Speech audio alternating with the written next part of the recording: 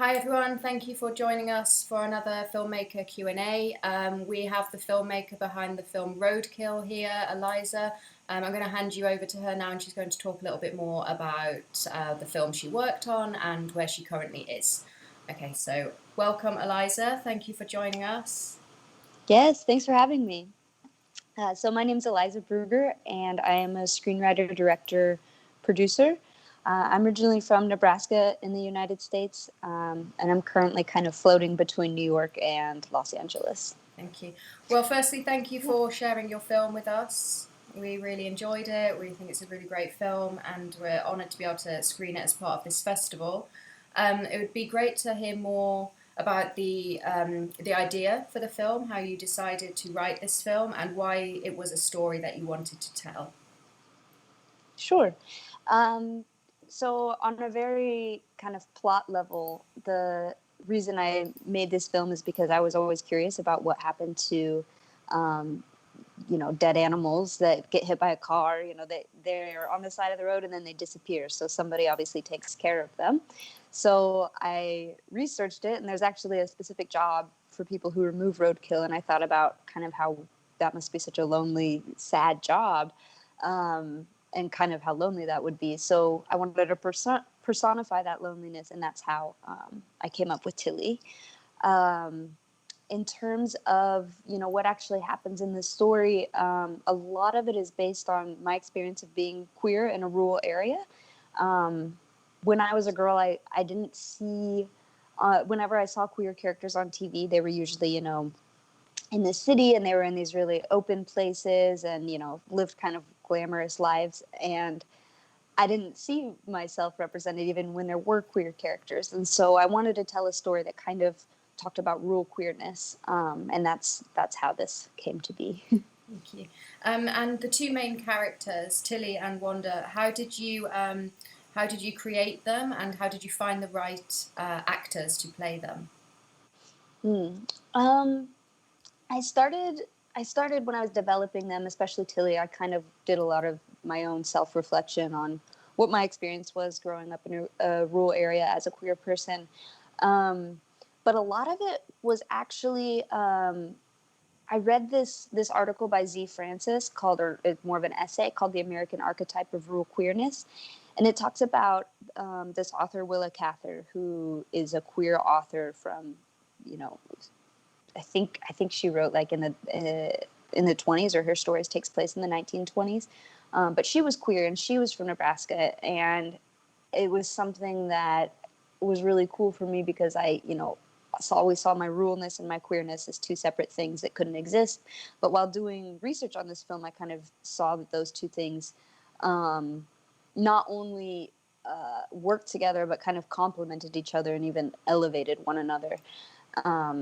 But in terms of the actors, when I was looking for them, I really wanted to, my auditions involved a lot of just talking about the characters and talking about the scripts, and finding characters who understood that the heart of the story, which isn't to me actually the queerness, it's more about a lonely character who can't connect with her environment, and then a stranger comes into her life and kind of brings a lot of light and shows her how she could be able to connect a little bit more. And so Gamza Ceylon and Nana Ponce Leon, they are the actors who play my characters, and they both understood the characters immediately, and so they were a pretty easy pick for me. And I wondered if you'd thought about developing it further, if you'd thought about making it into, say, a feature. Yes, I actually have a feature script for this. It started off as a short, but making it, I felt like there was so much more I wanted to explore with them, and so I actually do have a feature version of it. And would it be based around the same characters? And yeah, same kind of concept. It's it starts with kind of introducing Tillie as being a lonely character, and the inciting moment is when Wanda comes into her life, and we just kind of spend more time with Wanda being in the small town. Yeah. Yep. And what have you felt like you've learned from this experience of making the film? Any advice you would pass on to? Yeah, I think the biggest thing I learned from making Roadkill was how to trust my gut a little bit, because even though I'm happy with the film, there's a lot of things directorially that I would have done differently. And a lot of the mistakes, I guess, that I see in it now are things that I hadn't planned on doing before the film, but once I got on set, I kind of became insecure, I guess. And so I got sort of, I don't know what the right word is. I was easily persuaded to, let go of the shot or whatnot. And so yeah, I guess my advice would be to really trust your gut when you're making a film, because, yeah, a lot of mistakes that I made were not planned mistakes. So, And where, out of interest, was the film actually shot? it was shot in my hometown. So I'm from a tiny town in the middle of Nebraska called Albion. There's about 2,000, more like a village. There's 2,000 people who live there.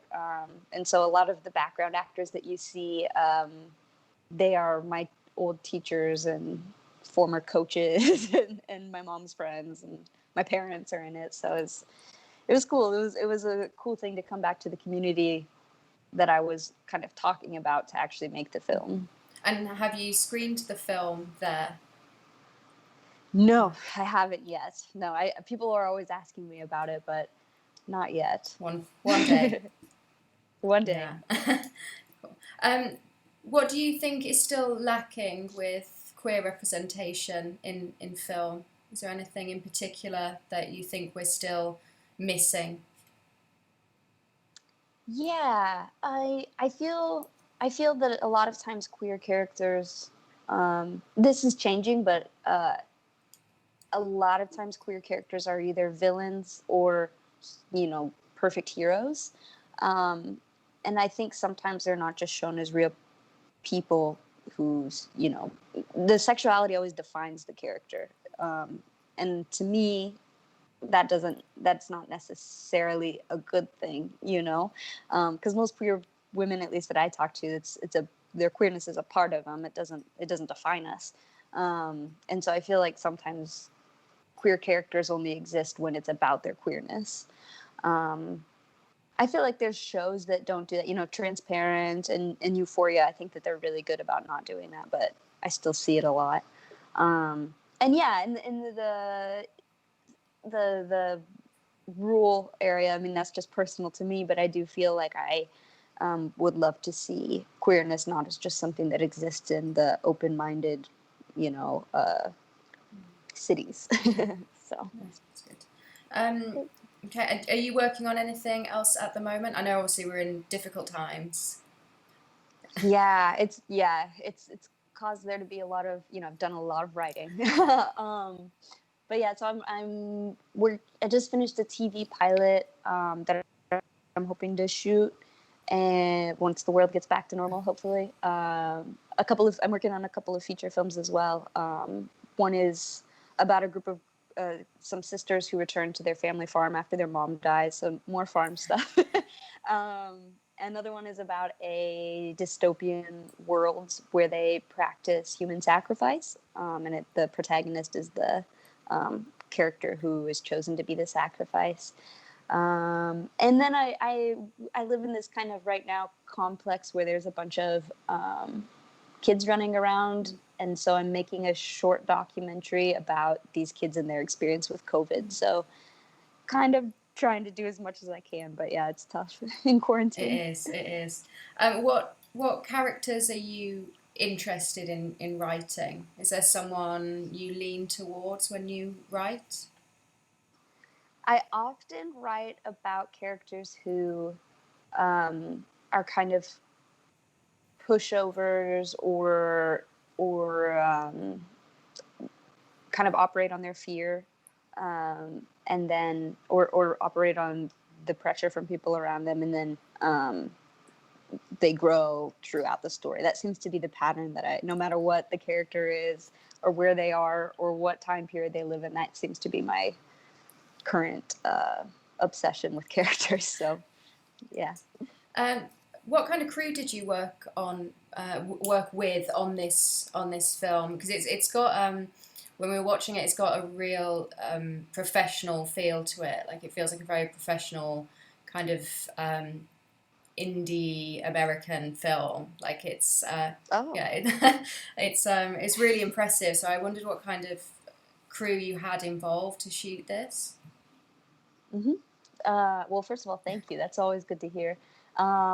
It wasn't a super professional crew. A lot of it was my classmates. I had a lot of classmates, obviously, who had never been to Nebraska, and so they wanted to come. And like I'm trying to think, my producer, my script supervisor, my AC, my sound person, all were from Columbia, where I go to school. The DP is from Nebraska. His name is Brent Scott Mays, and he's very, very talented. I'm trying. I think, and then I think the rest of the crew is also from Nebraska. So it wasn't. It was a very, very student film. Almost everybody who worked on it, I believe, were students, other than the actors. So. Oh, that's impressive. It doesn't feel no, not to say it doesn't feel like a student film, because that sounds like I'm being rude to student films, which I'm not. But it's a film that works really well as a short, but feels like a feature. Like it feels like there is a feature in there as well. And I think that's quite rare to find.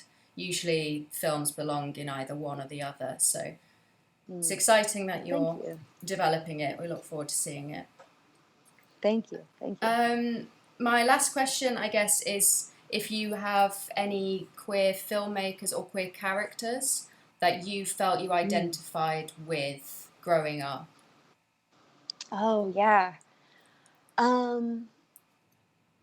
Yeah, Willa Cather, she's an author, not a filmmaker, but Willa Cather is somebody who had a huge impact on me in high school because she's a Nebraskan author. We read her works, and we read My Antonia and O Pioneer, and these were like as rural as a story can get. And then when I learned that Willa Cather was queer, and her characters were kind of subtly queer as well, I just felt like a whole new world opened up for me, because these two things that were so separate before got put together.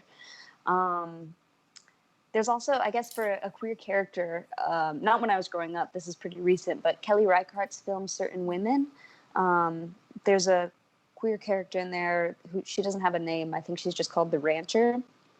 And it's kind of, there's some definitely story inspiration with Roadkill in that, because it's, this kind of lively person comes to town and transforms this other woman who feels pretty out of place. So that's something.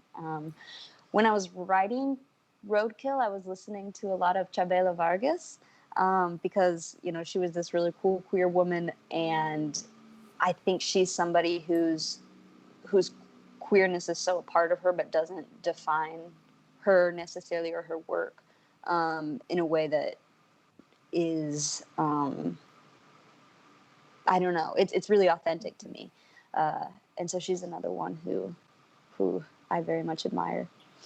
And then Kimberly Pierce, Jill Soloway, and there's so many people, but those are a few of them. Yeah, that's good. Thank you very much. Yeah.